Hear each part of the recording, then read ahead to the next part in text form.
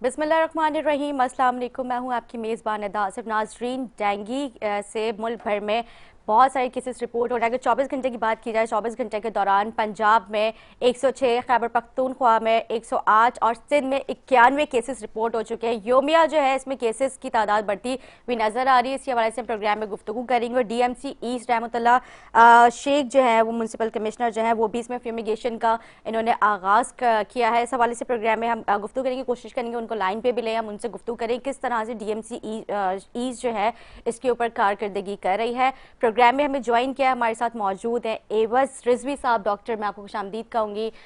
Doctor Shabana नाज हमारे साथ मौजूद है। इससे प्रोग्राम का आगाज़ करने से पहले मैं ये बात कहूँगी, जो डेंगू के केसेस में इजाफा हो रहा है, इसी दौरान हमने ऐसी ऐसी शख्सियात को खोया है। मतलब मेरे पास ऐसे मेहमान आते थे जो कि किसी तारुफ के मोहताज नहीं थे। एक खूबसूरत शख्सियत, मतलब बहुत ही अच्छे इंसान, समाजी वर्कर, मतलब उन्होंने खिदमत खल्क में कोई गुंजाइश नहीं की। उन्होंने मतलब बहुत down to earth, humble, honest, गरीबों का किस तरह से वो दर्द रखते थे। मैं बात कर रही हूँ हुनैद लखानी साहब की। कल जो है वो उनका इंतकाल हो गया। अल्लाह उनके घर वालों को और जो है उनके फ़ैन फॉलोइंग जो हैं, जितने उनके फ़ैन्स जो हैं, उन सबको सब्र जमील अता करें। इस दुनिया से वो रुखसत हो चुके हैं। बहुत ही अच्छे इंसान थे। एवज साहब, मैं आपसे पूछना चाहूँगी कि किस तरह से आपने उनको पाया, फिर हम प्रोग्राम का आगाज़ जो है डेंगू की तरफ हम करेंगे। पहले मैं इन्हें हुनैद को तो 3 जनरेशन से जानता हूँ। मेरे इनके वालिद हुसैन लाखानी से भी बहुत ताल्लुकात थे, इनके दादा मोहम्मद से भी, और इनकी वाकई जैसा आपने फरमाया। और कल जब ये ख़बर आई तो मुझे कुछ पॉलिटिकल लगी। कहीं एक आध जगह से किसी ने मुझे जब सेंड की, फिर एक आध चैनल्स ने जब दिखाना जी शुरू जी, कि किया तो डेंगू फिर की वजह मुझे से उनके ये लगा अदरवाइज़, क्योंकि ये अब रिसेंटली जो थे अपने इनकी इन्वॉल्वमेंट किसी पॉलिटिकल पार्टी के साथ भी पीटीआई थी। के साथ थी। जी जी जी। जी, उनका एक प्रोजेक्ट करते थे रोशन पाकिस्तान। अदरवाइज जो आपने इनकी खिदमात किया उनमें रिसेंट इनकी जो कोरोना के ज़माने में था, इन्होंने अपने वालिद के नाम पे हुसैन लाखानी हॉस्पिटल का आगाज़ मैं किया था। हुसैन हाँ लखानी हाँ। हॉस्पिटल, इरम लखानी, मतलब इंडस हॉस्पिटल के जो है वो चांसलर थे, उसके फाउंडर थे। और इसके साथ इंडस साथ ने बैतुल एकरा। इकरा, सॉरी, इकरा के, और इसके साथ साथ बैतुल माल के चेयरमैन भी थे। मतलब जी जी। बहुत सारी इनकी खिदमात रही है। मुल्क का एक बड़ा नाम, मतलब मुल्क का एक ऐसा असासा हमने खोया है जो कि एजुकेशन में एक बहुत बहुत बड़ा नाम रखता था। और इस कम उम्र में बहुत बड़ा लॉस है रियली। वाकई, मतलब 49 क्या एज है, मतलब बिल्कुल, इस इनको तरह तो से मैंने मतलब बहुत यकीन भी नहीं आ पा यंग रहा है एज में हमें। 18-20 साल इससे भी छोटा देखा है। अच्छा, हाँ फिर तो जाहिर सी बात है आपका काफ़ी, जी, आपने बताया कि उनको थर्ड बिल्कुल। जनरेशन से आप जानते हैं। तो ये है, अब क्योंकि जिस तरह से कोविड का ही दौर गुजरा, डेंगू लोग एहतियात नहीं कर पा रहे हैं। शबाना नाज साहब, आप क्या कहेंगे हुनैद लखानी के इंतकाल पे? क्योंकि ज़ाहिर है एक वाकई बहुत शोक का एक माहौल बना हुआ है। उनके फैंस, उनके चाहने वाले, उनकी फैमिली, मतलब सभी बहुत ज़्यादा गम में निढाल है। ज़ाहिर है आप लोगों ने भी काफ़ी शोज़ किए होंगे, इंट्रैक्शन तो रहता ही है। हमारे पास आते थे, मैंने उनके साथ काफ़ी प्रोग्राम्स किए। बहुत खूबसूरत गुफ्तगू, जैसे वो खूबसूरत उनकी शख्सियत थी उसी तरह से वो खूबसूरत गुफ्तगू करते थे। बहुत खूबसूरत दिल के मालिक थे। आप क्या कहेंगी? बिस्मिल्लाहिर्रहमानिर्रहीम। ज़ाहिर है बहुत अफसोसनाक खबर है, और कोई एक जान भी जाती है वो हमारे लिए बहुत अफसोसनाक होती है सही एज अ बात है। डॉक्टर के प्रोफेशन में होते हुए। लेकिन एक ऐसी शख्सियत जो अपने से ज़्यादा दूसरों के लिए काम करते थे, एक उनके जाने से कितनी ज़िंदगियों के ऊपर फ़र्क पड़ा है, कितने प्रोजेक्ट्स उनके रुक जाएंगे। बस हम अल्लाह ताला के कामों में हम बोल नहीं सकते, लेकिन इस चीज़ से बिल्कुल। हम ये अवेयरनेस, जैसे आज का हमारा ये प्रोग्राम है, उसका मकसद ही यही है कि हम लोग जो बेपरवाही कर जाते हैं, अक्सर ऐसा होता है, हमारा अपना खुद ये हाल है कि हम लोग जैसे डॉक्टर हैं, बुखार हुआ, हम लोगों ने केयर नहीं की, पैनाडोल खा ली, ये खा ली, वो दवा खा ली कि भाई ठीक हो जाएगा, चाय पी लें। तो ये वो चीज़ों को, इससे हमें ये सबक भी मिलता है कि देखें वो इतने बाशऊर, इतने समझदार थे, दूसरों के लिए उन्होंने अपनी ज़िंदगी वक्फ की। लेकिन सही हो बात सकता है। है अपने लिए उन्होंने सोचा होगा मैं ठीक हो जाऊंगा, कुछ तो हुआ है, वरना इतनी इतनी क्रिटिकल कंडीशन तक वो पहुंच गए डेंगू में। क्योंकि डेंगू की जो क्रिटिकल कंडीशन है वो एकदम नहीं होती। उसका फर्स्ट स्टेज तो फेब्राइल स्टेज होता है, जिसमें ठीक। बुखार होता है।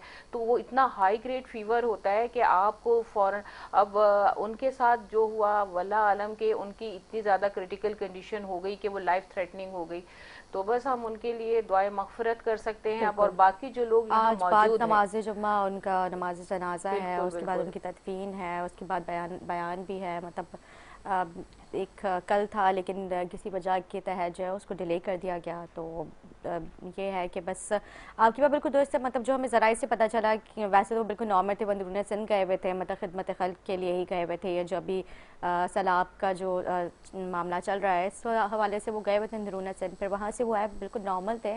बस कल जो है वो वेंटिलेटर पे थे, उसके बाद मतलब परसों रात जो गुजरी है और सुबह वो असल में इस निदा दुनिया से होता पता है रुखसत हो क्या, गए। इसमें ये होता है कि डेंगू में बाज़ केसेस जो है एसिम्प्टोमेटिक भी होते हैं, क्योंकि इसका इंक्यूबेशन पीरियड होता है कि इंक्यूबेशन पीरियड कहते हैं कि जब डेंगू आपकी बॉडी में वायरस गया उसके बाद फिर उसकी अलामात जाहिर होती हैं और पूरा जो है वो यूजुअली अब जो कहते हैं 3 to 7 डेज, लेकिन कुछ रिसर्चेस कहती हैं 3 to 13 to 15 डेज, यानी 13 से 15 दिन तक जो है आपका वायरस बॉडी में गया। फिर उसके आपको स्टेजेस आई, मतलब पहले बुखार आता है, कुछ में फौरन बुखार नहीं आता। अक्सर पेशेंट्स में ये होता है, उनको भी हो सकता है हुआ बुखार आता है हल्का सा, उसे 3-4 दिन के बाद बुखार सबसाइड हो जाता है, मतलब बुखार कम हो जाता है, इंसान समझता है मैं ठीक हो गया।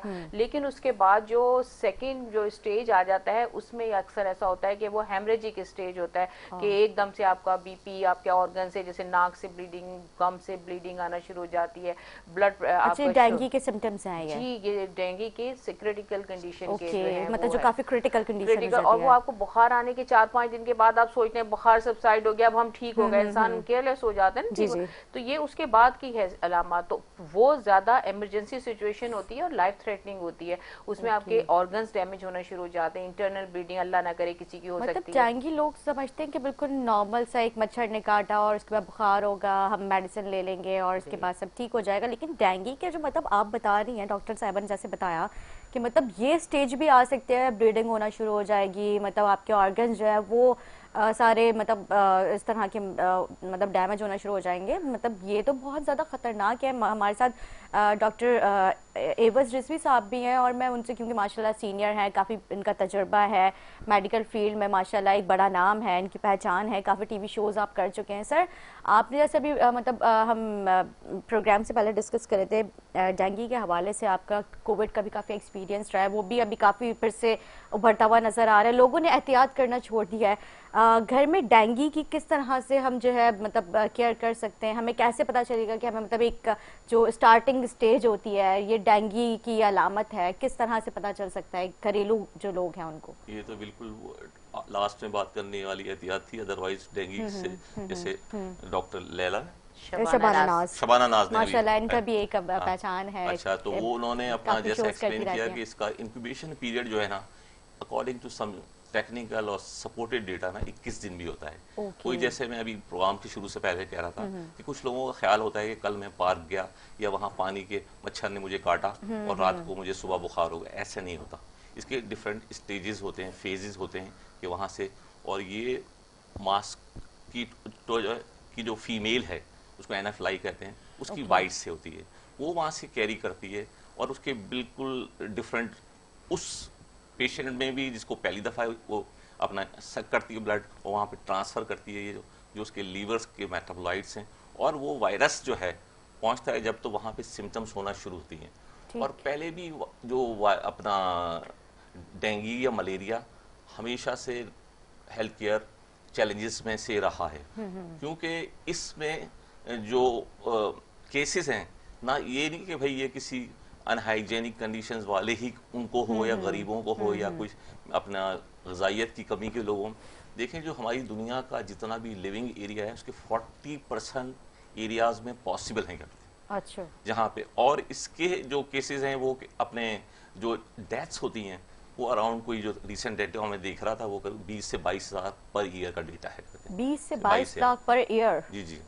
तो उससे जो पीछे की और बात है, अपनी जो चैलेंजेस थे वो स्ट्रेंथ्स थी कि जिनकी जो बेसिक्स थी ना वो अफ्रीका वगैरह में थी, तो जिसकी वजह से आपने देखा होगा जहाँ ट्रैवलिंग की जो रिस्ट्रिक्शंस होती हैं, जो स्क्रूटनीज होती हैं, जहाँ पे ये तो लोगों ने, तो आम लोगों ने तो अभी कोरोना के मौके पे देखना शुरू किया था, अदरवाइज ये हमेशा से रही कि उन कंट्रीज के लिए होता था कि भाई वो आने वाले तो अपना वहाँ पे टेस्ट दें, if they will qualify to enter in the country they will be allowed, otherwise ये बहुत एक सीरियस रहा है। तो उसके लिए डिफरेंट स्टेजेस में, अदरवाइज अगर हम कन्वेंशनल जो इसके ट्रीटमेंट्स देखें ना, अदर देन जो अपना जो इस्लामिक ट्रीटमेंट्स या अपने हदीस नबवी के मुताबिक या उसके जो अपने हिकमत के ये ईस्टर्न मेडिसिन के फार्मास्यूटिकल्स जो थे ना, उनमें भी जो डिस्कवरीज हो गई थी, क्लोरोक्विन्स वगैरह आ गई थी। अच्छा। दीज वर डिस्कवर्ड दीज, लेकिन लॉन्ग टर्म उसके थे, फिर साइड इफेक्ट्स थे, थेरापीज, तो फिर उसके बाद फर्दर आई चीज़ें, और अभी तक मसला है कि इसका कोई ट्रीटमेंट नहीं है। यही मेरा सवाल और था कि ट्रीटमेंट इसका किस तरह से कर सकते हैं, मतलब ये डेंगू जो इसका रोकथाम के लिए क्या किया है डॉक्टर्स ने, कोई इसके ऊपर रिसर्च की है, कुछ आप लोगों ने कुछ नई कोई चीज़ जदीद आप लोग लेकर आए कि किस तरह से इसको फौरी तौर पर रोका जा सकता है? देखिए, कुछ कंट्रीज में इसकी वैक्सीनेशन आ गई है, लेकिन अभी हमारे यहाँ अनफॉर्चुनेटली नहीं है। लेकिन इसकी सबसे बड़ी वैक्सीन जो है वो प्रिवेंशन है।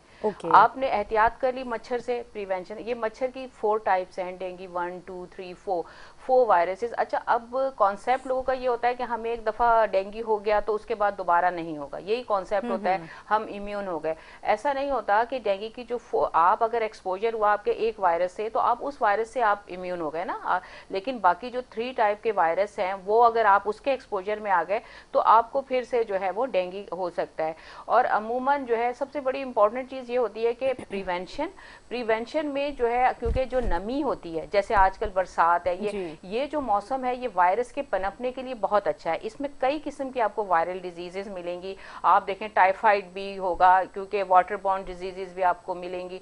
आपको टाइफाइड आजकल बहुत फैला हुआ है क्योंकि अब सैलाब। और ये जो डेंगू है अमूमन इसको कहते हैं, ये साफ पानी का जो है मच्छर होता है उसको। हाँ, अच्छा, साफ पानी का होता है। मैंने सुना जहाँ पे ठहरा हुआ पानी होता है, जैसे तालाब और वो साफ पानी ही होता है ना। एक तो गटर का गंदा पानी, नाली, वो नहीं साफ। जैसे आपका अब बारिश का पानी साफ कहीं खड़ा हुआ है, या आपके इंडोर प्लांट्स आपने रखे हुए, या हमारे कराची में जैसे घरों में जो पानी नहीं आता तो हम लोग बर्तनों में या वॉशरूम में पानी की बाल्टियां भर के रख देते हैं, उसमें भी ये उसकी सतह पे अंडे देता है। ये एडीज वायरस जो इसका है, डेंगू का, तो ये इसकी वहां पे ग्रोथ होती है। अगर आप अपने उन पानियों को ढाप के रखें, इंडोर प्लांट्स जो हैं उनको आप बाहर निकाल दें, और उस ज्यादातर कोशिश यही होती है कि आप अगर सबसे अहम चीज जो सबसे अहम है आजकल के सीजन में, वो है आपका इम्यून सिस्टम। इम्यून सिस्टम कहते हैं हमारी कुव्वत मदाफियत, यानी हमारी बॉडी में इतनी ताकत हो कि हम किसी भी किस्म के वायरल इन्फेक्शन से लड़ सकें। अब जैसे कोरोना आ गया, टाइफाइड आ गया, बहुत सारे वायरल इन्फेक्शंस हैं। हम लोगों को चाहिए कि अच्छा, सबसे अहम चीज है आपका इम्यून सिस्टम स्ट्रांग करने के लिए कि आपका विटामिन D3 के लेवल को जो है वो आप मेंटेन रखें। D3 का बहुत बड़ा रोल है आपके इम्यून सिस्टम को स्ट्रांग करने के। सनलाइट मेन सोर्स है, ओमेगा 3 लें, पोल्ट्री मसनूआत लें, सब्ज पत्तों वाली जो सब्जियां हैं वो लें, अपने आप को हाइड्रेटेड रखें। पानी जो है आप 12 से 16 ग्लास वो पिएं रोजाना। ये सारी ऐसी चीजें हैं कि अब अगर आपकी बॉडी से, और एक और चीज, हर मतलब 20 लोगों में से सिर्फ एक कोई आदमी ऐसा होता है जिसमें डेंगू खतरनाक होता है या क्रिटिकल हो जाता है। अब 20 लोग जो हैं, मतलब जो कैलकुलेशन जो रिसर्च कहती है, जाहिर है जब इतने केसेस आते हैं तो बड़े पैमाने पे WHO की रिसर्चेस वगैरह होती हैं, तो 20 में से एक ही केस, मतलब ये मतलब इसकी सिविरिटी की बात करें कि अगर आप प्रिवेंशन कर लें, वक्त पे ट्रीटमेंट दे दें अपनी, अच्छा इसमें आप अपने आप को हाइड्रेटेड रखें, फ्लूइड इनटेक आप बहुत ज्यादा रखें, तो ये बड़ा मैनेजेबल है, कोई ऐसी डरने वाली चीज नहीं है। लेकिन ठीक है जी, एक शॉर्ट ब्रेक लेंगे, ब्रेक के बाद गुफ्तगू जारी रखेंगे, हमारे साथ रहे।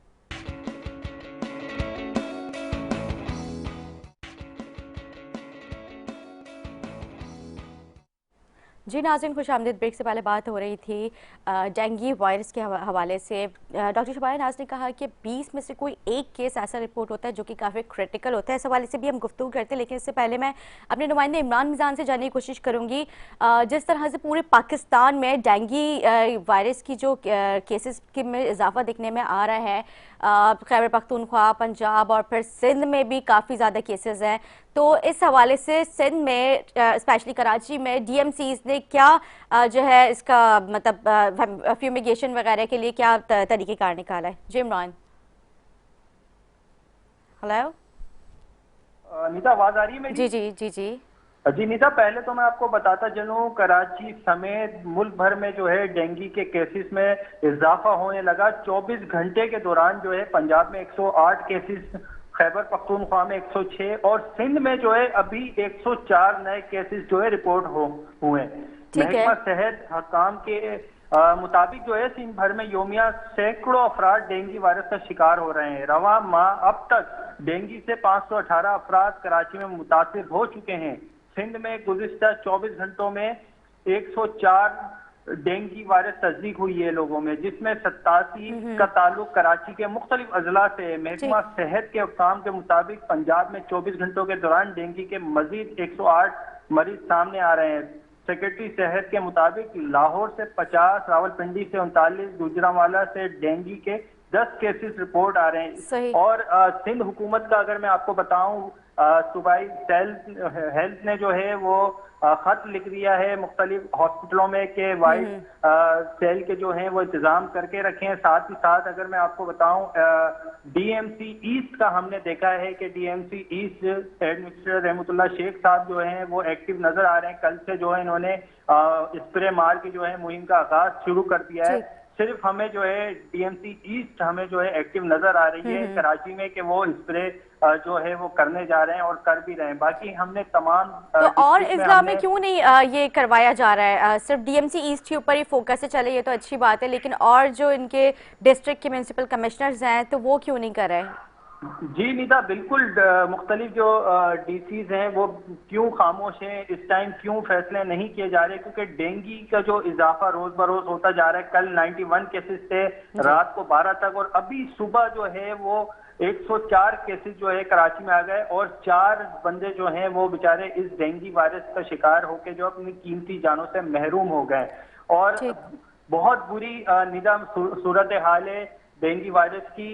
पूरा कराची को इसने जो है घेरे में ले लिया। जी निदा, ठीक है जी, बहुत शुक्रिया इमरान मिजान। आप इमरान ने जिस तरह से हमें तादाद और पूरी रिपोर्ट बताई, किस तरह से डीएमसी ईस्ट भी काम कर रही है, किस तरह से वो उन्होंने जो है फ्यूमिगेशन का सिलसिला जो है वो उसका आगाज़ किया है, ये अच्छी बात है। लेकिन इनको चाहिए कि पूरे कराची में ये करें, ना सिर्फ एक डिस्ट्रिक्ट में, क्योंकि जिस तरह से केसेस में इजाफा होता हुआ नज़र आ रहा है। शबाना, आपने अभी कहा कि जैसे अगर 20 लोग हैं, उनमें से एक जो शख्स है उसकी ज़्यादा क्रिटिकल इस तरह की कंडीशन हो सकती है, मतलब उसकी मौत वाक़ हो सकती है इसमें। तो लेकिन अगर हम बात करते हैं हुनैत लखानी साहब की, वो तो एक ऐसी पर्सनालिटी थे, मतलब वो अपना इतना ख्याल रखते थे हर चीज़ में। कोविड के दौरान मतलब प्रॉपर उन्होंने जो है मास्क, वैक्सीनेशन, सैनिटाइज, हर चीज़ बहुत ज़्यादा वो अपना ख्याल रखते थे। लेकिन मतलब एकदम से इस तरह से उनके इंतकाल की खबर आ जाना, मतलब ज़ाहिर उनके अपने हॉस्पिटल के भी मामला चलते रहते थे, तो ऐसे देखिए, बीइंग अ मुस्लिम हमारा तो ये है कि जितनी ज़िंदगी अल्लाह ने लिखी है वो हमने पूरी करके जानी है। हम कितने भी उसके लिए इंतज़ाम कर लें, लेकिन जो लाइफ है वो जितनी अल्लाह ने लिखी है वो तो हमें वापस जाना है। इसमें हम मतलब कोशिश कर सकते हैं, ज़िंदगी अल्लाह की दी हुई एक अमानत है। लेकिन ये है कि जब आपको बुलावा आता है ना, उस वक्त फिर आप कितने भी मेजर्स कर रहे हैं। लोग जाते हैं बाहर फॉरेन कंट्रीज़ में ट्रीटमेंट कराने, लेकिन आप ये देखें क्या गोरे मरते नहीं हैं? वहाँ पर भी मौत है, वहाँ पर भी।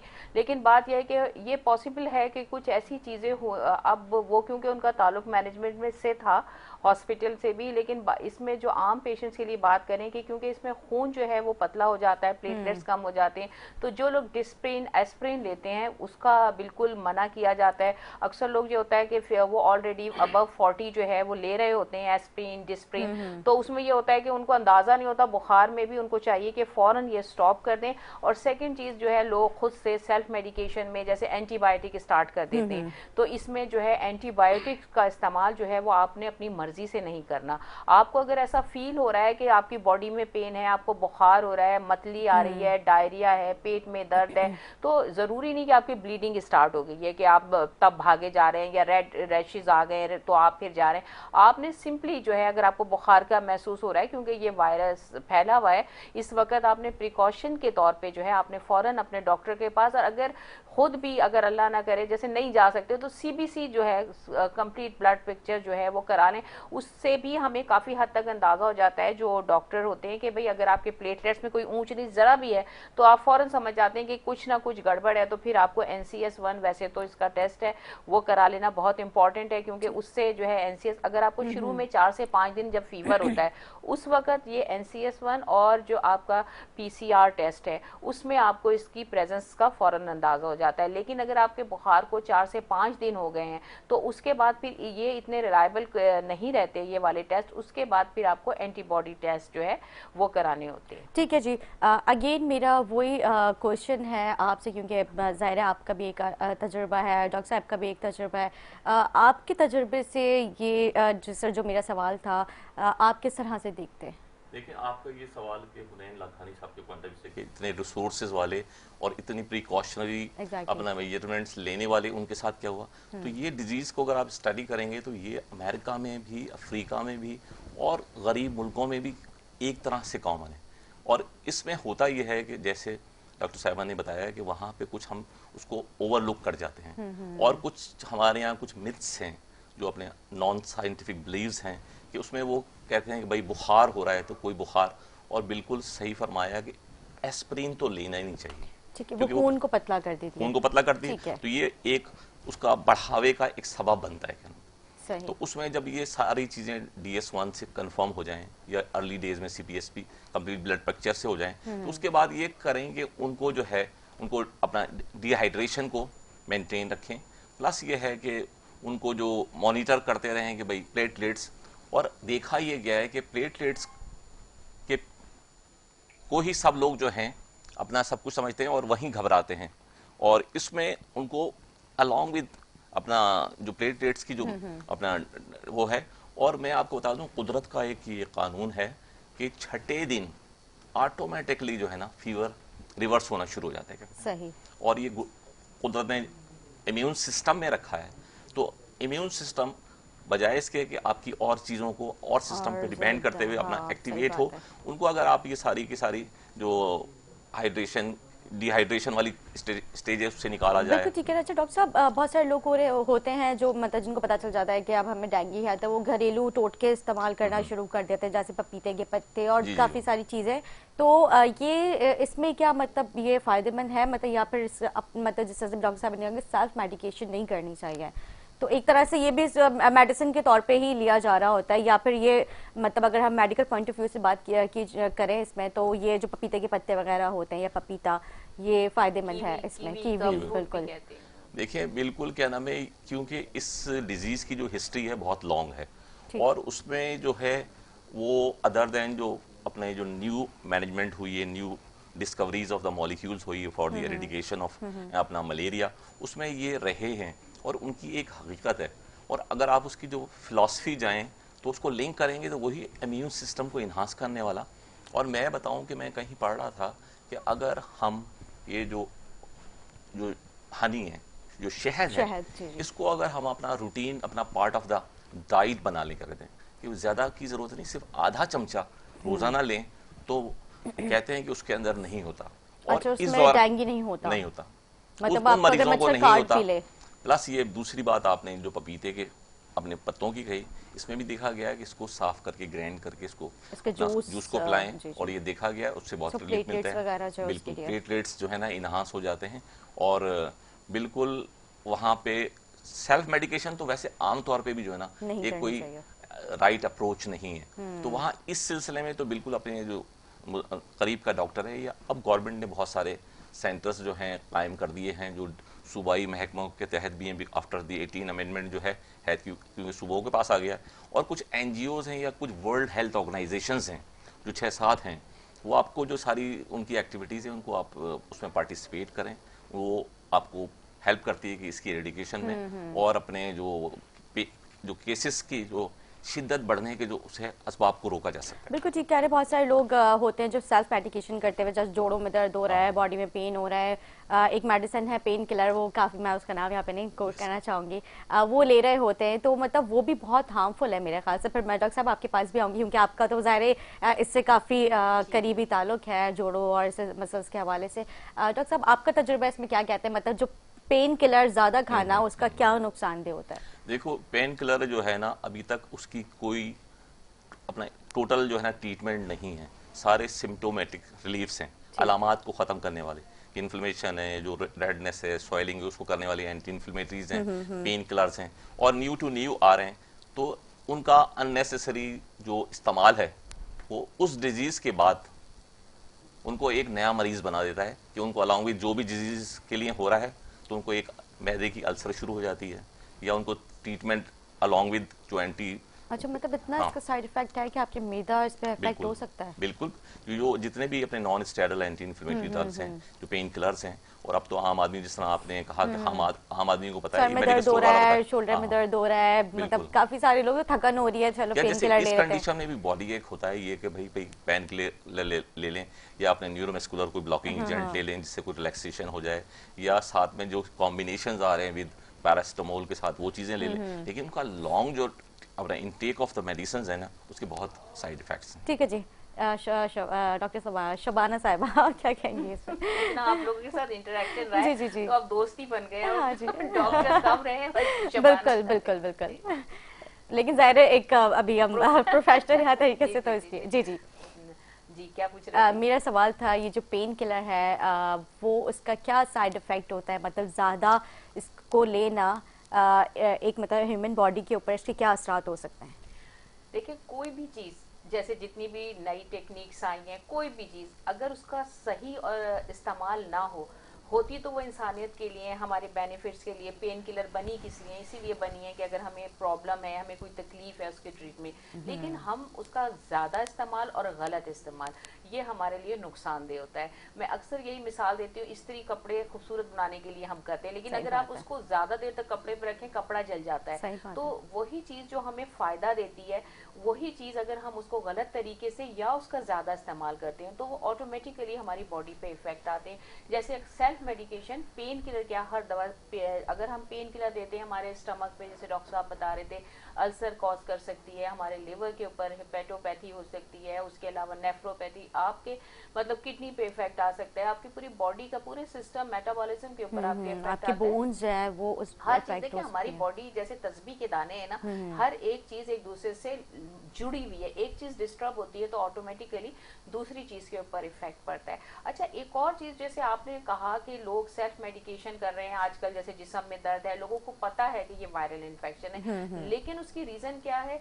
एक तो ये कि ये जो टेस्ट है NCS, मैंने अक्सर पेशेंट्स को देखा है, वो बेचारे इस टेस्ट को कराते हुए भी घबराते हैं। टेस्ट इतने महंगे हैं, तो लोग कहते हैं कि चले कोई भी दवा खा लें, दर्द की खा लें, बुखार की, सही हो जाएगा। इसी तरह कुछ हमारे यहाँ कुछ जो लोग हैं, फाइनेंशियल प्रॉब्लम भी लोगों के इतने हैं, मतलब हम एज अ डॉक्टर हम कहते तो हैं भाई आप ऐसे नहीं करें, ऐसे नहीं करें, लेकिन मैंने ये देखा है कि कुछ लोग ऐसे हैं जिन बेचारों के घरों में खाने के लिए सही भी बात नहीं है, है। तो वो आपका जाके 1500-2000 का टेस्ट कराना उनके लिए कोई आसान चीज अफोर्डेबल नहीं नहीं है है। exactly। ये है कि मैं मतलब यही कहूंगी आपकी तवज्जो से, गवर्नमेंट से, कि ये टेस्ट जो है आम लोगों के लिए थोड़ा कम कॉस्ट का हो, या फ्री, मतलब जो लेबोरेटरीज, अच्छी लेबोरेटरीज हैं उनमें थोड़ा सा डिस्काउंट दिलाएं, क्योंकि पाकिस्तान की आवाम हमारे लोग हैं, हमें उनको फैसिलिटेट करना है। बिल्कुल बिल्कुल, बहुत खूबसूरत बात की है डॉक्टर साहबा आपने। और इसी के साथ साथ, क्योंकि ज़ाहिर आपने कहा कि ये वायरल है, तो ये जो डेंगू वायरस है, अगर एक मच्छर जो है किसी शख्स को काट लेता है और दूसरा शख्स उसके पास है, मतलब उसे टेम्परेचर वगैरह है, या मतलब जैसे फ्लू या कुछ इस तरह की अलामत उसमें है, तो क्या वो दूसरे शख्स में ट्रांसफ़र हो सकता है? देखिए, ये कंटीजियस डिजीज नहीं है, यानी अब जैसे हम 3 लोग बैठे हैं, अगर आपको है तो मुझे नहीं लगेगा, इस ठीक तरह है। नहीं लगेगा।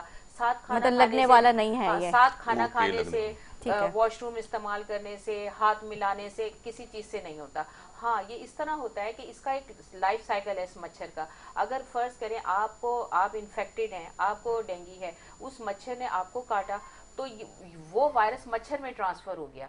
अब वो मच्छर के अंदर उसके वायरस की वो ग्रोथ होती है। अब यही मच्छर जब दूसरे इंसान को काटता है तो ये वो वायरस उसमें ट्रांसफर करता है। यानी ये क्या है, ये ह्यूमन वेक्टर, यानी कि किसी के थ्रू, और वो वेक्टर क्या है जो फैलाता है मच्छर, और फिर मच्छर से फिर ह्यूमन बीइंग। यानी ये हम एक ट्राइंगल है कि ह्यूमन टू ह्यूमन किस तरह बैठता है, इंसान को पहुंचेगा जो इन्फेक्टेड है, इंसान से वो मच्छर, और वो मच्छर दूसरे इंसान तक पहुंचाएगा। यानी ये अब मच्छर से डायरेक्टली जो है वो इंसान इस तरह से करता है, और ये जानवरों में नहीं होता, जाहिर है जानवरों से नहीं फैलता, सिर्फ ये हमारे इंसान हाँ, से जी। और मच्छर में ये चीज़ आती है, फिर हाँ, ये मच्छर अगर किसी triangle और को है, काट इस लेता है। तरह से ओके, इंसान में ठीक है। अभी डॉक्टर साहब अभी आपने जिक्र किया, डॉक्टर साहब आपने भी जिक्र किया ये जो मच्छर है ये फीमेल है, तो मतलब इसमें मेल भी है, तो मेल से ये चीज़ डेंगू नहीं फैलता? नहीं, बिल्कुल। ये जो इसकी जो फीमेल होती है मच्छर की, मिसेस मच्छर जो होती है ना, उसको मिसेस एनाफ्लाई मच्छर। कहते हैं, तो वो इसका कॉज बनती है। और उसके साथ ये जो ट्रांसमिशन की बात की डॉक्टर साहबा ने,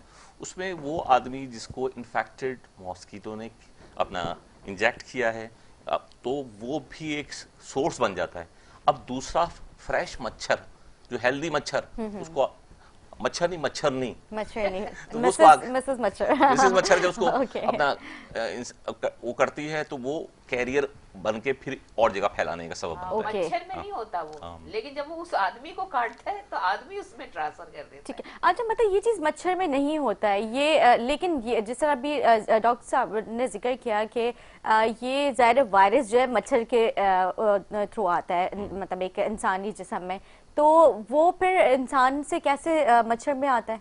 देखिए, हर एक की एक क्वालिटी होती है। साइकिल कितना वजन, साइकिल एक खास किस्म का वजन कैरी कर सकती है, मोटरसाइकिल एक खास किस्म का, गाड़ी एक खास किस्म का। इसी तरह से मच्छर की टाइप हैं।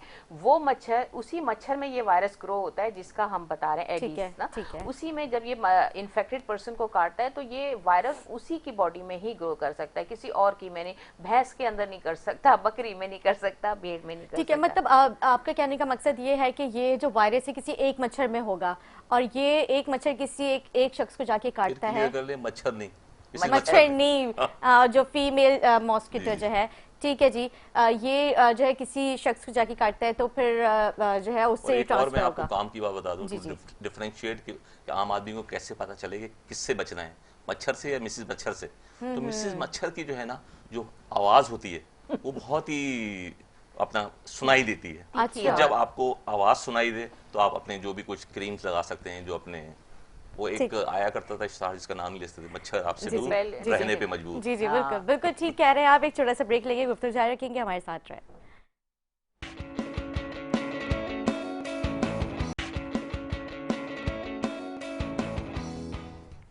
जी नाज़रीन, खुश आमदीद।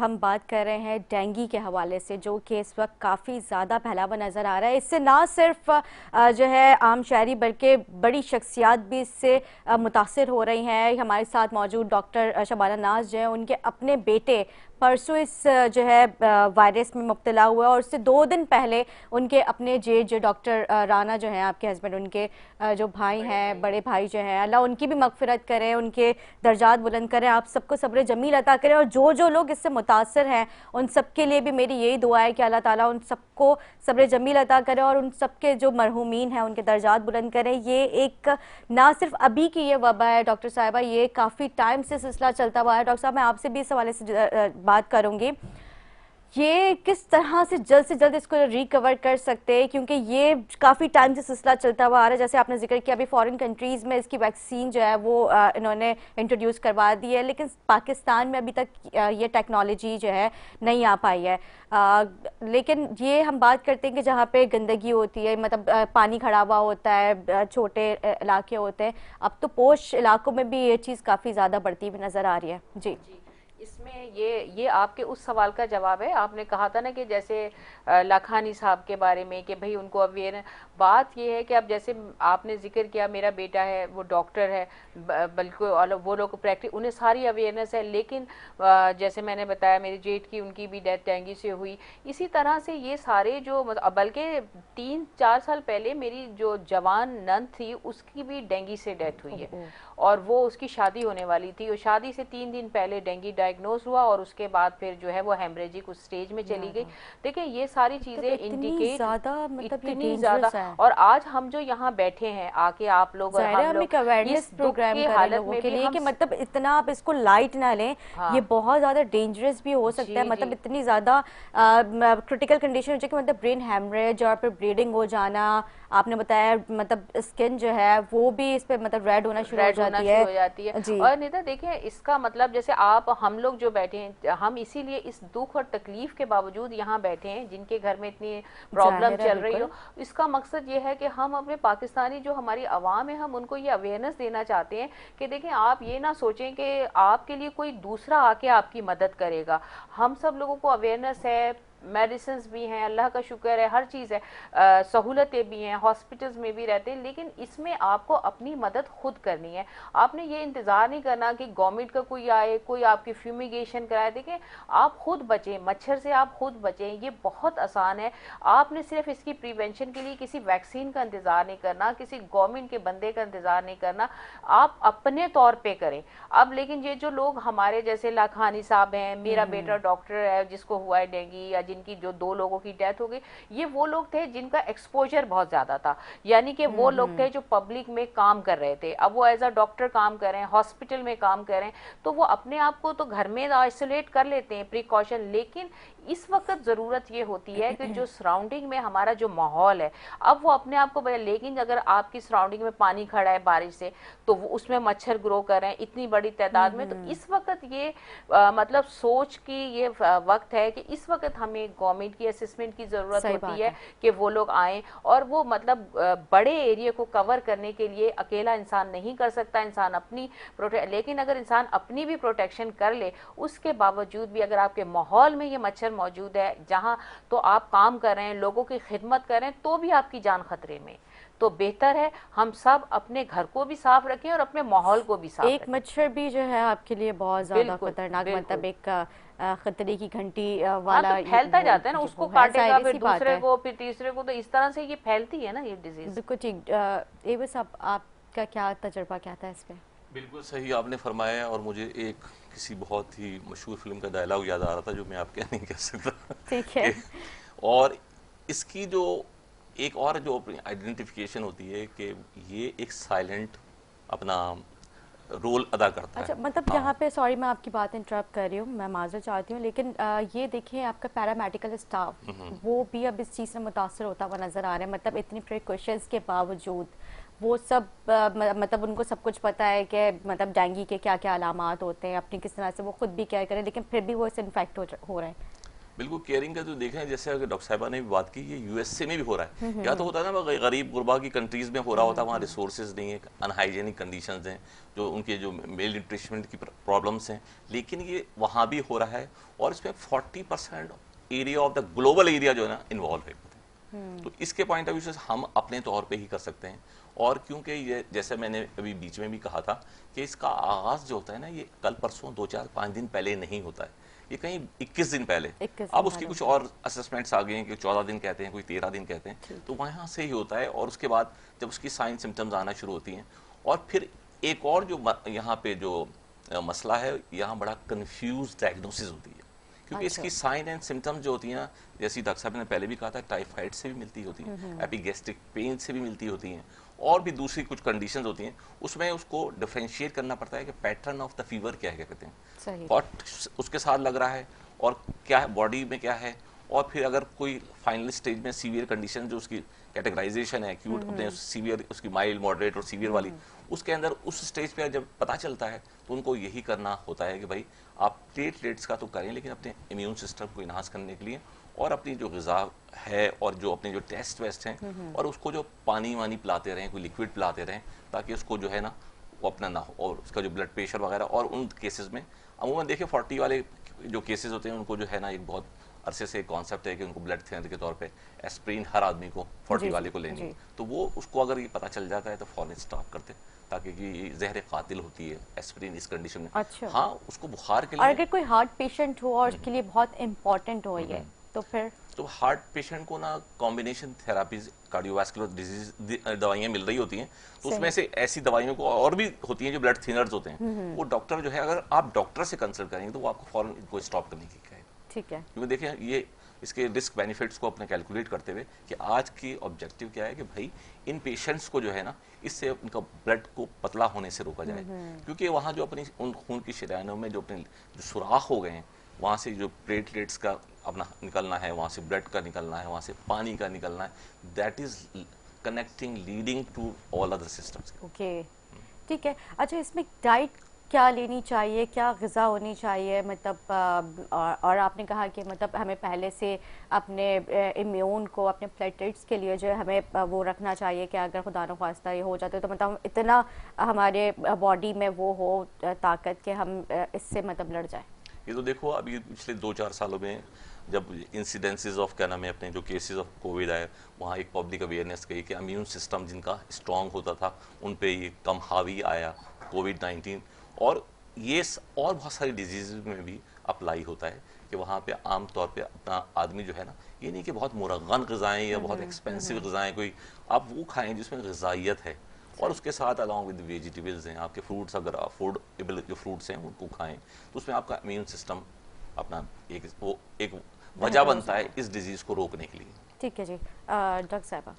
देखें, एक तो सबसे इम्पोर्टेंट चीज़ है इस वक्त। अच्छा, एक बहुत अहम चीज़ आपको बता दूं कि आप कह रहे हैं ना कि टेस्ट के बगैर कैसा, इसकी एक ख़ास सिम्टम है कि आपको ना जॉइंट पेन बहुत ज़्यादा होगा, क्योंकि ये जो अटैक करता है हमारा डेंगू, ये हमारे प्लेटलेट्स पे इफेक्ट करता है और प्लेटलेट्स हमारे बोन मैरो से बनते हैं। तो ये यहाँ पर ही मतलब बोन मैरो आपको घुटनों में, आपके एल्बो पे, आपकी रिस्ट पे, तो ये जोड़ों में जो है आपको शदीद दर्द होगा। और आपको इससे भी, और आपकी आंखों में, आंखों के पिछले हिस्से में जो है वो, इसको जो है ब्रेक बोन डिजीज भी कहते हैं। ब्रेक बोन यानी इतना दर्द होता है कि आपको ऐसा लगता है कि आपकी हड्डियां टूट रही हैं। ये इसकी खास सिम्टम है इसकी फीवर के साथ। अच्छा, जहां तक डाइट का ताल्लुक है, देखिए इस वक्त अच्छा, ये स्टार्टिंग स्टेज की आप बात कर रही है, मतलब जैसे आंखों में खिंचाव होगा, बैक में आपने जोड़ों का आपने जिक्र किया, आंखों के पीछे वाले हिस्से में ऐसे लगेगा कि आंखों के पीछे वाले हिस्से में सर में शदीद दर्द, नहीं इधर आंखों के पीछे, आंखों के, इसको क्या कहते हैं, ऑर्बिट, जो आंखों के डले होते हैं, इसमें बहुत शदीद दर्द होता है, आपके सर में शदीद दर्द होगा। अच्छा, दूसरी चीज ये है कि जब आपको ये बीमारी होती है, कोई भी बीमारी होती है, उस वक्त आपकी पूरी बॉडी स्ट्रेस में होती है, तमाम सिस्टम्स के ऊपर प्रेशर आ रहा होता है। तो ग़िज़ा का जहां तक ताल्लुक है कि आपने वो ग़िज़ा खानी है डाइजेस्टिव सिस्टम में जो हल्की हो, जूद हजम हो, आपने हैवी ग़िज़ा नहीं लेनी। और इसमें फ्लूइड जो है वो बहुत इंपॉर्टेंट है कि फ्लूइड इनटेक आपने अपना प्रॉपर रखना है, पानी आप मुस्तकिल पीते रहें। और अगर कोई आपको ये कह रहा है कि पपीते वगैरह, तो देखें हर चीज़, ये हर्बल मेडिसिन की हमेशा से अहमियत रही है और आप इस पे अमल करें। अगर ये एडिशनल आपकी दवाओं के साथ या उसके साथ चल रहा है तो आप उसको ले सकते हैं, इसमें कोई मजाक नहीं है। ठीक है जी, मैं आपका शुक्रिया अदा करूंगी डॉक्टर साहबा, आपने बहुत ही अच्छा एक ये मतलब सदका जारिया है, एक अवेयरनेस प्रोग्राम आपने अपना टाइम दिया इसके लिए, क्योंकि मुझे पता है ज़ाहिर है आपके घर में इतनी एक इस तरह की अभी मसला हुआ, मतलब जैसे आपके पहले जेठ का इंतकाल, पर आपके अपने बेटे जो है इस डेंगू में मुब्तला, अल्लाह ताला उनको जल्द सेहतयाब करें और आपके जो जेठ है अल्लाह उनके दर्जात बुलंद करें, आप लोगों को सब्र जमील अता करें। मैं डॉक्टर साहबा आपका भी शुक्रिया अदा करूंगी कि आपने भी अपना टाइम दिया। ज़ाहिर है आपकी अपनी मसरूफियात हैं और उन मसरूफियात को आपने तर्क करके यहाँ पे एक अवामी खिदमत के लिए आप आए और आपने इतना मतलब लोगों को अवेयर किया। मतलब इस तरह के प्रोग्राम करने का मकसद ये है कि प्लीज़ इसके ऊपर आप लोग तवज्जो दें, क्योंकि ये जो है प्रोग्राम आप लोगों के लिए हम लोग करते हैं कि किस तरह से आप लोग इन वायरसेस से अपना बचाव कर सकते हैं। तो मैं अब दोबारा से आप लोग को शुक्रिया कर दूँगी, आपका भी डॉक्टर साहब। इंशाल्लाह अब आप लोगों से होती है कल मुलाकात और इसी के साथ अपनी मेज़बान अदा सकते हैं इजाज़त। फीडबैक देना ना भूलें। अल्लाह हाफ़िज़।